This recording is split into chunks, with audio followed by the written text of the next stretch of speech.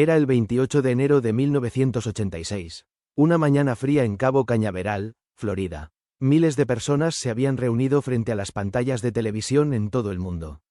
Familias enteras, niños en sus salones de clase, maestros que habían organizado actividades especiales para ver el lanzamiento, periodistas, ingenieros, científicos.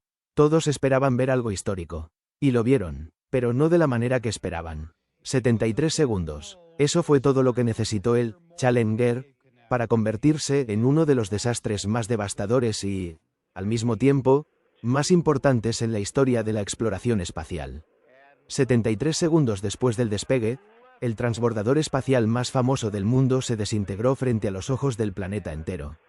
A bordo iban 7 astronautas, 7 seres humanos, 7 historias que jamás se terminarían de contar. Y sin embargo, de entre toda la tragedia, emergió algo que nadie esperaba: la verdad. Una verdad incómoda, enterrada bajo capas de burocracia, de relaciones públicas, de ego institucional y de presión política. Una verdad que un solo hombre se atrevió a decir en voz alta, frente a las cámaras de todo el mundo, con un vaso de agua helada y un pedacito de goma. Ese hombre era Richard Feynman. Y esta es su historia. Para entender lo que Feynman hizo durante la investigación del Challenger, primero necesitamos entender quién era Richard Feynman. Porque no era un hombre ordinario. Era, en muchos sentidos, el científico más fascinante, más irreverente y más brillante del siglo XX. Richard Phillips Feynman nació el 11 de mayo de 1918 en Queens, Nueva York. Desde pequeño mostró una curiosidad voraz por el funcionamiento de las cosas. Su padre, Melville Feynman, lo educó desde temprana edad con una filosofía poderosa. No basta con saber el nombre de algo, hay que entender qué hace, cómo funciona, por qué existe.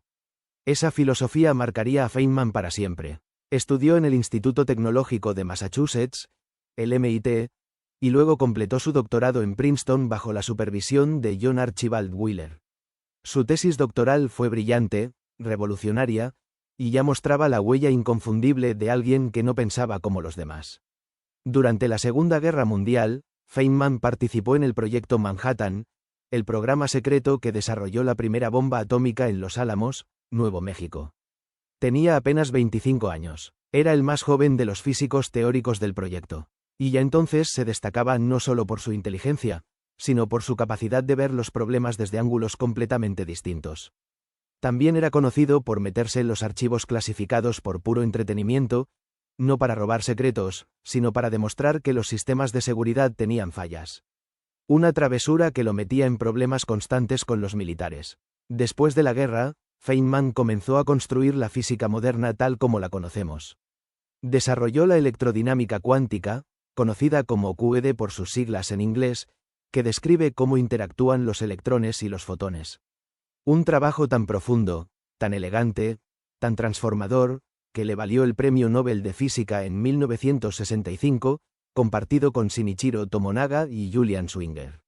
Pero Feynman no era solo un científico encerrado en su laboratorio. Era un comunicador extraordinario. Sus clases en el Instituto Tecnológico de California, Caltech, se convirtieron en leyenda. Sus libros de física, conocidos como las lecturas de Feynman, siguen siendo leídos y estudiados en todo el mundo décadas después de su muerte. Tocaba los bongos, descifraba jeroglíficos, pintaba, frecuentaba bares en Pasadena porque, decía, eran el único lugar donde podía pensar tranquilo mientras bebía una cerveza. Era un hombre que odiaba la falsedad, el pretenciosismo, el conocimiento vacío. Una vez dijo que prefería admitir que no sabía algo a fingir que lo sabía. Que la incertidumbre era más honesta que la certeza fabricada. Esa filosofía lo haría indispensable en el momento más oscuro de la NASA.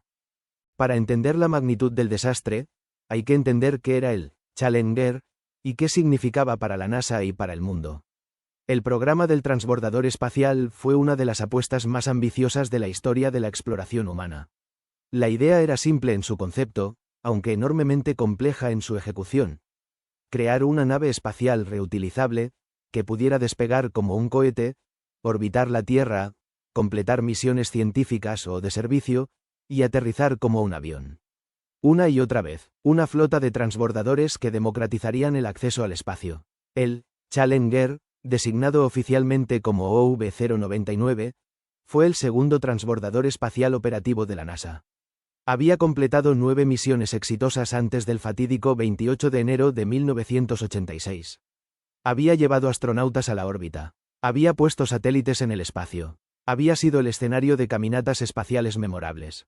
Era, en todos los sentidos, una máquina gloriosa con un historial impresionante. La misión STS-51L, como se denominaba técnicamente el 10º vuelo del Challenger, tenía características especiales que la convertían en un evento mediático de primer orden. A bordo iba Krista McAuliffe, una maestra de escuela de Nuevo Hampshire que había sido seleccionada entre más de 11.000 candidatos como la primera ciudadana civil en viajar al espacio.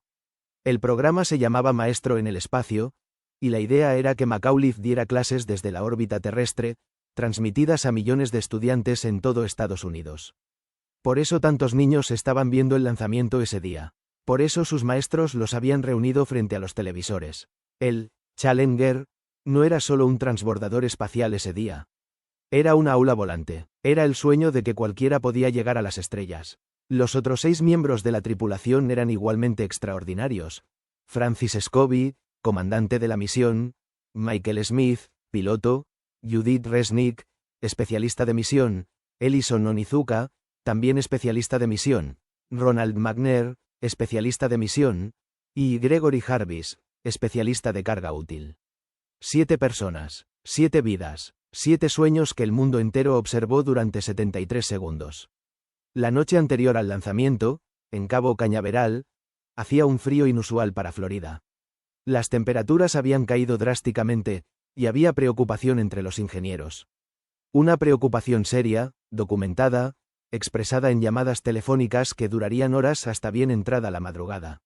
Los ingenieros de Thiokol, la empresa contratista que fabricaba los cohetes de combustible sólido que impulsaban el Challenger, estaban alarmados. Específicamente, estaban preocupados por los llamados O-rings, o juntas tóricas en español, unos aros de goma que sellaban las uniones entre los segmentos de los cohetes impulsores. El problema era conocido, no era nuevo. Los ingenieros sabían que esas juntas podían tener problemas a bajas temperaturas. Bob Evelyn, uno de los ingenieros más preocupados, llamó a su esposa esa noche. Le dijo que el Challenger iba a explotar, que lo sabía, que había hecho todo lo posible para detener el lanzamiento y que no había podido. La discusión entre los ingenieros de Thiokol y los directivos de la NASA fue tensa, extenuante y finalmente fatal. Los ingenieros recomendaron posponer el lanzamiento hasta que las temperaturas subieran. Los directivos de la NASA presionaron. El lanzamiento ya había sido pospuesto varias veces. Había presión mediática, presión política. El presidente Ronald Reagan daría su discurso sobre el estado de la nación esa noche, y se esperaba que mencionara el lanzamiento del Challenger como un logro de la administración. Los directivos de Thiokol, bajo presión, tomaron la decisión que cambiaría la historia. Autorizaron el lanzamiento. A las 11:38 de la mañana del 28 de enero de 1986, el Challenger despegó. La temperatura en la plataforma de lanzamiento era de aproximadamente 2 grados Celsius. La más fría en la historia de los transbordadores. 73 segundos después, el Challenger se desintegró en el cielo azul de Florida. Las cámaras de televisión captaron la imagen que quedaría grabada en la memoria colectiva de la humanidad.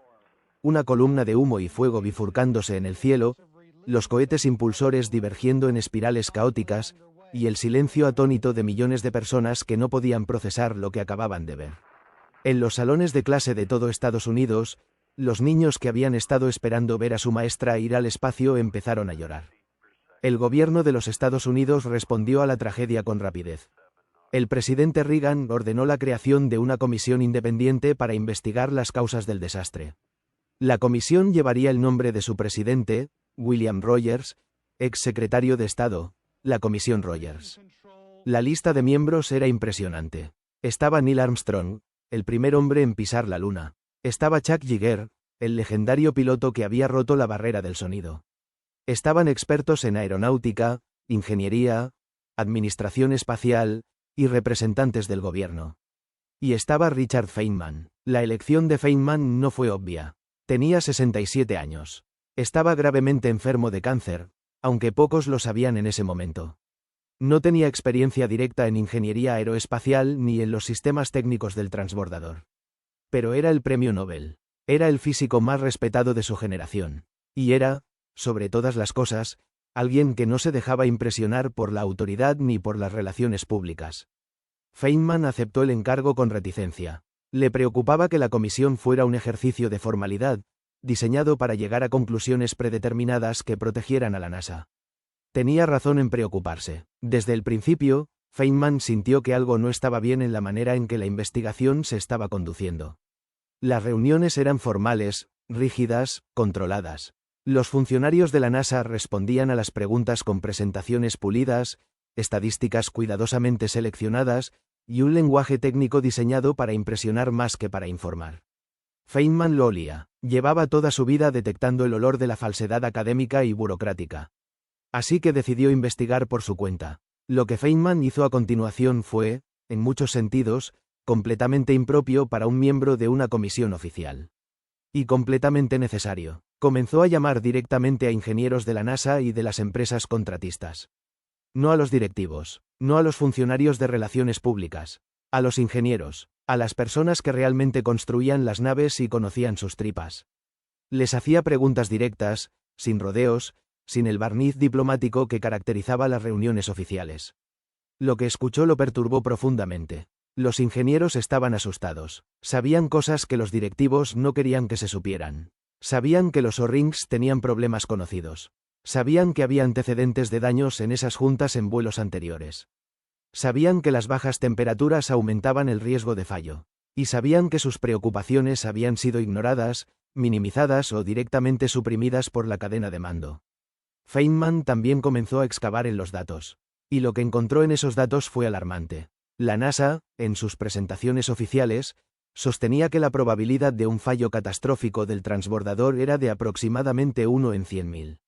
Es decir, un fallo cada 100.000 vuelos. Una probabilidad tan minúscula que prácticamente equivalía a decir que el transbordador era infalible.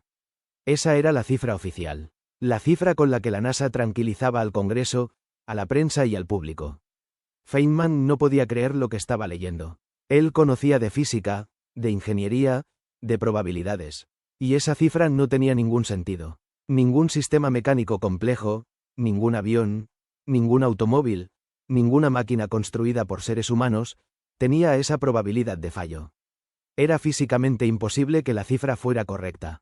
Cuando preguntó directamente a los ingenieros de la NASA cuál era su estimación real del riesgo, las respuestas variaban. Pero ninguna se acercaba remotamente a 1 en 100.000. Las estimaciones de los propios ingenieros estaban alrededor de 1 en 200. Un riesgo 500 veces mayor que el que la NASA declaraba públicamente. 1 en 200. Eso significaba que, estadísticamente, si se lanzaban 200 transbordadores, era esperable que uno fallara. Y el programa del transbordador había planeado lanzar muchos más de 200 vuelos. Feynman estaba furioso, pero aún no tenía la pieza central del rompecabezas. Aún no tenía la prueba definitiva de por qué el Challenger había fallado en esa mañana específica de enero. Eso estaba a punto de cambiar. El 11 de febrero de 1986, la Comisión Rogers celebraba una de sus audiencias públicas, transmitida en vivo por televisión a todo el país. Era una reunión formal, con expertos sentados frente a los comisionados, respondiendo preguntas técnicas con la seriedad y la solemnidad que el momento exigía. Feynman llevaba días pensando en los O-rings. Había leído todos los documentos disponibles. Había hablado con ingenieros. Sabía que el problema estaba en esas juntas de goma. Sabía que el frío las afectaba. Pero necesitaba demostrarlo de manera que cualquier persona, no solo un físico, pudiera entenderlo. Así que esa mañana, antes de la audiencia, Feynman pasó por una ferretería. Compró una pinza de acero. Y en el camino hacia la sala de audiencias, consiguió un vaso de agua con hielo. Durante la audiencia, mientras los funcionarios de la NASA y los expertos respondían preguntas elaboradas con tecnicismos y presentaciones, Feynman esperó su momento. Esperó con la paciencia de alguien que sabe exactamente lo que va a hacer. Cuando llegó su turno, hizo algo que nadie esperaba. Tomó una pequeña muestra del material de la junta tórica que le habían proporcionado como evidencia. La sujetó con la pinza. Y la sumergió en el vaso de agua helada. La sala enmudeció. Los periodistas se inclinaron hacia adelante. Las cámaras de televisión lo enfocaron. Los otros comisionados lo observaron con expresiones que mezclaban la sorpresa con la confusión. Feynman dejó la muestra en el agua helada durante unos segundos. Luego la sacó, y ante las cámaras de todo el país, apretó el material y mostró lo que ocurría. El material de la junta tórica, a la temperatura del agua helada, había perdido su elasticidad. Ya no era flexible, ya no recuperaba su forma. Era, en términos prácticos, rígido. Y luego dijo, con la sencillez característica de los grandes genios: creo que esto tiene relevancia para el accidente del Challenger. En esa sala, en ese momento, el mundo entendió qué había pasado el 28 de enero. Las juntas de goma que sellaban los segmentos de los cohetes impulsores del Challenger habían estado expuestas a temperaturas bajo cero durante toda la noche previa al lanzamiento. Cuando la nave despegó, esas juntas estaban frías, rígidas, incapaces de expandirse y contraerse como era necesario para mantener el sello. Los gases calientes del cohete se filtraron por esa junta fallida, y esos gases alcanzaron el tanque principal de combustible del Challenger. El resultado fue catastrófico: 73 segundos, una pequeña pieza de goma, un error humano monumental disfrazado de cálculo técnico, y un físico con un vaso de agua helada que le dijo la verdad al mundo. La simplicidad del experimento de Feynman con el agua helada ha llevado a muchas personas a pensar que fue una ocurrencia espontánea, un golpe de genialidad improvisado en el momento. Pero la historia es más compleja y más fascinante que eso. Feynman había llegado a las conclusiones sobre los O-rings después de días de investigación independiente. Había hablado con ingenieros que conocían el problema. Había revisado datos de vuelos anteriores que mostraban daños en las juntas. Sabía lo que había pasado. Lo que necesitaba era una manera de comunicarlo. Esa era, en realidad, una de las grandes habilidades de Feynman. No solo descubrir la verdad, sino encontrar la manera más directa y comprensible de comunicarla. Toda su carrera había sido una demostración de ese principio. Sus conferencias eran famosas porque tomaba conceptos de física cuántica increíblemente complejos y los explicaba con analogías, con experimentos mentales, con historias que cualquier persona podía seguir. El experimento del agua helada era eso. Una demostración física, directa, irrefutable, que cualquier persona podía ver y entender sin necesitar un doctorado en física.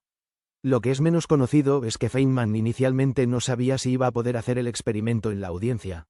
Había pedido una muestra del material de la junta tórica, pero no estaba seguro de que se la proporcionarían. Y necesitaba el agua helada, que no era exactamente un elemento estándar en las audiencias del Congreso. Pero Feynman era un hombre de recursos. Y también era un hombre que no pedía permiso para hacer las cosas que consideraba necesarias. Consiguió lo que necesitaba, se sentó en su lugar en la mesa de la comisión, y esperó el momento adecuado. Algunos testigos de ese día recuerdan que William Rogers, el presidente de la comisión, no quedó complacido con la demostración de Feynman. Rogers era un hombre de protocolo, de procedimientos, de diplomacia. El estilo directo y casi teatral de Feynman le parecía inapropiado para el foro. Había tensión entre los dos desde el principio de la investigación. Pero la demostración había sido demasiado poderosa, demasiado visual, demasiado clara para ignorarla. Las cámaras la habían captado. Los periodistas la habían visto. Ya no había marcha atrás. La NASA tendría que responder por los O-rings. Lo que la mayoría de las personas no saben sobre la participación de Feynman en la comisión Rogers es cuánta presión enfrentó para suavizar sus conclusiones, para moderar sus palabras, para ser diplomático en lugar de honesto. William Rogers, el presidente de la comisión, tenía una visión muy diferente de cuál debía ser el resultado del trabajo. Rogers era un político experimentado. Había sido secretario de Estado bajo el presidente Nixon. Sabía cómo manejar situaciones delicadas, cómo llegar a conclusiones que satisficieran a todas las partes involucradas, cómo redactar informes que dijeran lo suficiente sin decir demasiado. Feynman era exactamente lo opuesto. Las tensiones entre los dos se manifestaron en múltiples ocasiones durante la investigación. Rogers intentó en varias oportunidades controlar las actividades de Feynman, limitarlas a los canales oficiales, impedir que siguiera haciendo sus investigaciones independientes y sus contactos directos con los ingenieros.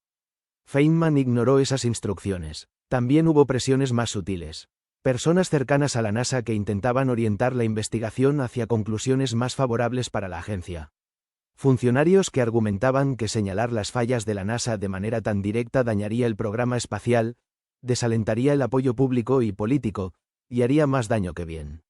Feynman escuchó esos argumentos, y los rechazó. El momento más tenso llegó cuando Feynman redactó su informe personal, que quería incluir como apéndice al informe final de la comisión. El apéndice era devastador en su honestidad. Describía no solo las fallas técnicas, sino los fallos sistémicos en la cultura de la NASA. La manera en que la agencia había inflado las cifras de seguridad, había ignorado las advertencias de los ingenieros, y había permitido que las presiones del calendario y la política superaran el juicio técnico. Rogers intentó que el apéndice fuera eliminado del informe final. Hubo negociaciones, hubo presión. Feynman amenazó con retirar completamente su firma del informe si su apéndice no era incluido. Al final, el apéndice fue incluido, con una nota al pie que señalaba que representaba las opiniones personales de Feynman y no necesariamente las de la comisión en su conjunto. Feynman lo consideró una victoria. No perfecta, pero suficiente. El informe final de la comisión Rogers fue publicado en junio de 1986. Era un documento extenso, exhaustivo, que identificaba las causas técnicas del accidente, describía los fallos en la cadena de decisiones que habían llevado al lanzamiento bajo condiciones inadecuadas, y hacía recomendaciones específicas para reformar la NASA y sus procedimientos de seguridad. El informe fue importante, fue honesto en muchos aspectos. Documentó las conversaciones de la noche previa al lanzamiento, identificó a los responsables de las decisiones que habían ignorado las advertencias de los ingenieros, y señaló la necesidad de cambios profundos en la cultura organizacional de la NASA. Pero fue el apéndice de Feynman el que quedó grabado en la historia. En ese apéndice, Feynman no solo describía las fallas técnicas con el rigor de un físico. Describía algo más profundo y más perturbador. La manera en que las organizaciones grandes y poderosas pueden perder el contacto con la realidad. La manera en que la presión institucional, el deseo de cumplir con los plazos, la necesidad de mostrar resultados, pueden llevar a las personas a ignorar señales de peligro que, miradas en retrospectiva, son obvias e inapelables. Y en las páginas finales de ese apéndice, escribió las palabras que lo inmortalizarían más allá de todos sus trabajos sobre electrodinámica cuántica y física de partículas. Para lograr un éxito tecnológico, la realidad debe estar por encima de las relaciones públicas, porque la naturaleza no puede ser engañada. Palabras que resumen una de las verdades más importantes que cualquier científico, cualquier ingeniero, cualquier líder, cualquier ser humano puede aprender. La naturaleza no puede ser engañada. No le importan los plazos políticos. No le importan los presupuestos ni las relaciones públicas ni los discursos del presidente. Las leyes de la física no negocian. Los O-rings no leen los boletines de prensa de la NASA. El frío hace lo que hace, independientemente de lo que diga el manual de procedimientos. Esas palabras no eran solo sobre el Challenger, eran sobre cualquier sistema, cualquier organización, cualquier proyecto humano que intente ignorar la realidad física de las cosas en favor de narrativas convenientes. Eran, en muchos sentidos, el testamento científico y moral de Richard Feynman. La tragedia del Challenger transformó la NASA de maneras profundas y duraderas. El programa del transbordador espacial fue suspendido durante casi 3 años mientras se realizaban revisiones exhaustivas de los sistemas técnicos y de los procedimientos de seguridad. Los O-rings fueron rediseñados.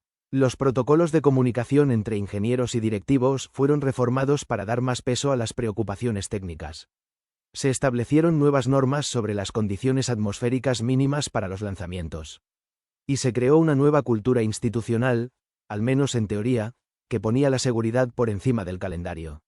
El Challenger también cambió la manera en que el mundo veía la exploración espacial. Hasta ese momento, había una cierta narrativa triunfalista en torno al programa espacial estadounidense. La NASA era la organización que había llevado al hombre a la Luna. Sus naves eran maravillas de la ingeniería. Sus astronautas eran héroes invencibles. El Challenger demostró que nada de eso era verdad. Que la exploración espacial era, y seguiría siendo, extraordinariamente peligrosa. Que los sistemas más sofisticados construidos por la humanidad podían fallar por las razones más simples. Y que las organizaciones humanas, por grandes y poderosas que fueran, podían cometer errores fatales cuando la presión institucional superaba el juicio técnico. Fue una lección dolorosa, necesaria, pero dolorosa. 17 años después del desastre del Challenger, en febrero de 2003, la NASA enfrentó otra tragedia devastadora, la desintegración del transbordador Columbia durante su reentrada a la atmósfera. Murieron los 7 astronautas a bordo, y los investigadores descubrieron que las causas del desastre del Columbia tenían un patrón inquietantemente familiar: advertencias técnicas ignoradas, presiones de calendario que superaron las preocupaciones de seguridad, y una cultura institucional que había vuelto a desarrollar los mismos vicios que el Challenger supuestamente había corregido. La naturaleza no puede ser engañada, pero aparentemente, los seres humanos pueden olvidar esa lección una y otra vez. Richard Feynman no vivió para ver el regreso del transbordador al espacio. Murió el 15 de febrero de 1988, menos de 2 años después de su participación en la Comisión Rogers, a causa de los 2 tipos de cáncer que lo habían estado consumiendo en silencio durante toda la investigación. Tenía 69 años. Lo que es extraordinario es que Feynman realizó todo ese trabajo, esa investigación agotadora, esas batallas con la burocracia, esa aparición televisada con el vaso de agua helada, mientras luchaba contra una enfermedad que los médicos le habían dicho que sería fatal. Sabía que se estaba muriendo, y aún así, dedicó sus últimas energías a decir la verdad sobre el Challenger. Sus memorias, publicadas parcialmente después de su muerte, incluyen un relato extenso y fascinante de su experiencia en la Comisión Rogers. En esas páginas, Feynman describe su frustración con la burocracia de la NASA, su admiración por los ingenieros que tuvieron el coraje de hablar, y su profunda convicción de que la honestidad científica no era opcional, era una obligación moral. También describe algo más personal: el peso que sintió al cargar con la responsabilidad de decir lo que nadie quería escuchar. No era fácil, no era cómodo. Había personas cuyas carreras estaban en juego. Había una institución que había logrado cosas extraordinarias y que ahora enfrentaba un escrutinio devastador. Había presiones de todos los lados para suavizar las conclusiones, para encontrar salidas diplomáticas, para proteger a la NASA de las consecuencias más graves de sus errores. Feynman rechazó esas presiones, no con arrogancia ni con crueldad, con la convicción tranquila de alguien que creía, en lo más profundo de su ser, que la verdad era más importante que la comodidad. Esa convicción no lo hacía popular en todos los círculos, pero lo hacía invaluable en los momentos en que más se necesitaba. Han pasado casi 4 décadas desde el desastre del Challenger, y las lecciones de Richard Feynman son más relevantes hoy que nunca.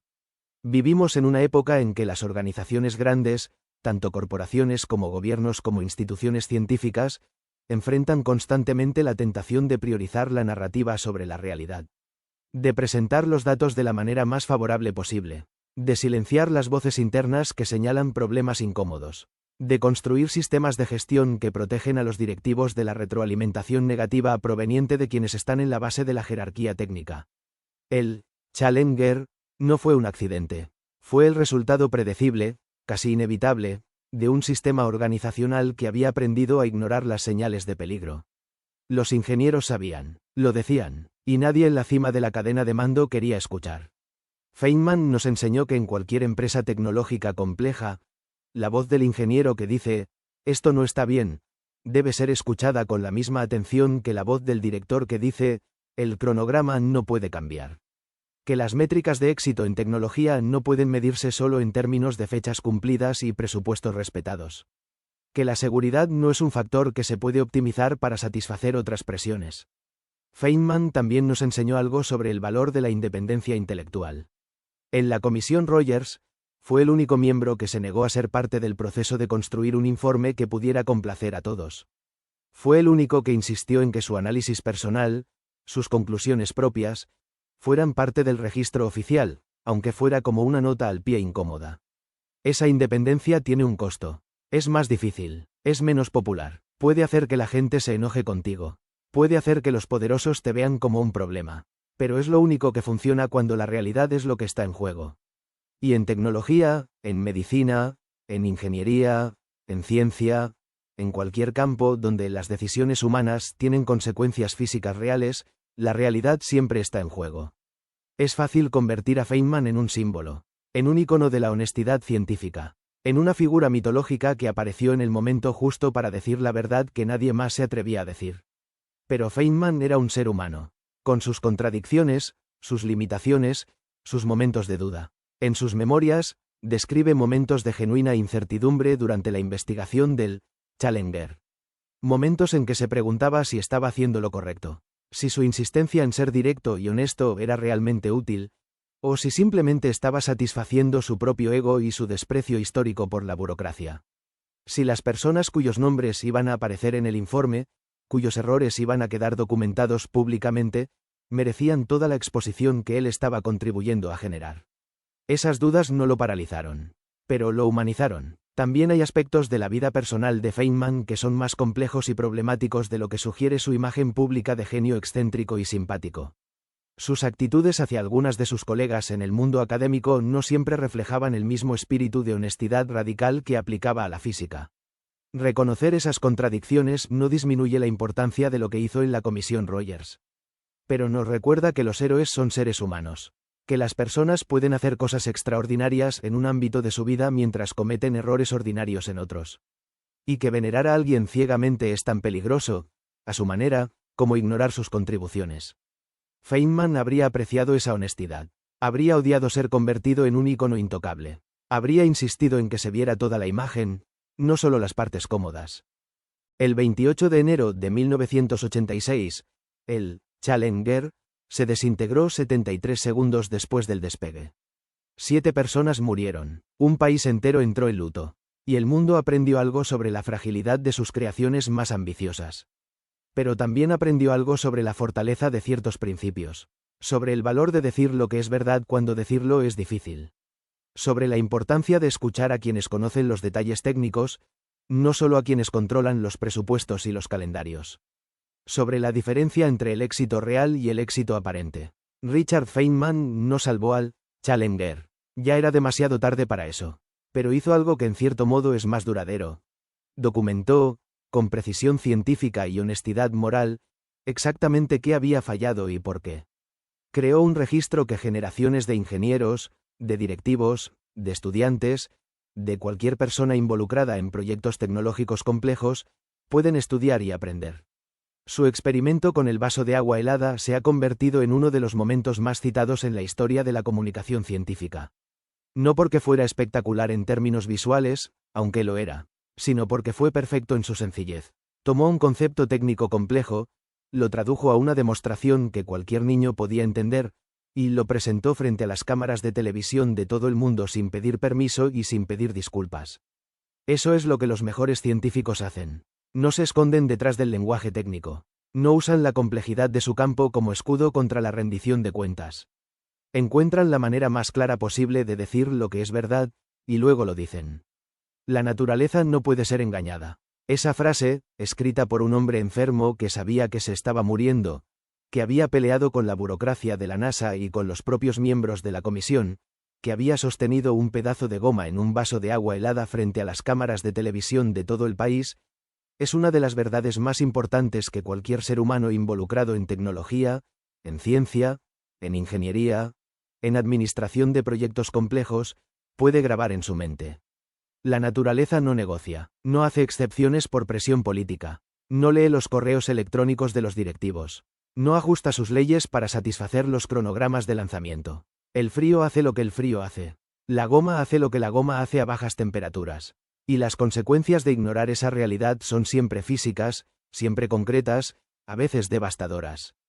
40 años después del Challenger, en un mundo cada vez más dominado por tecnologías de una complejidad creciente, inteligencia artificial, vehículos autónomos, biotecnología, exploración espacial comercial, la lección de Feynman es más urgente que nunca. Escuchen a los ingenieros, no ignoren las advertencias incómodas, no construyan sistemas donde la presión del calendario supera la presión de la seguridad. No confundan las relaciones públicas con la realidad. Y recuerden, siempre, que la naturaleza no puede ser engañada. Gracias por acompañarnos en este viaje a través de uno de los momentos más dramáticos y más importantes de la historia de la ciencia y la exploración espacial. Si este contenido te resultó valioso, compártelo, porque estas historias merecen ser contadas, y merecen ser escuchadas.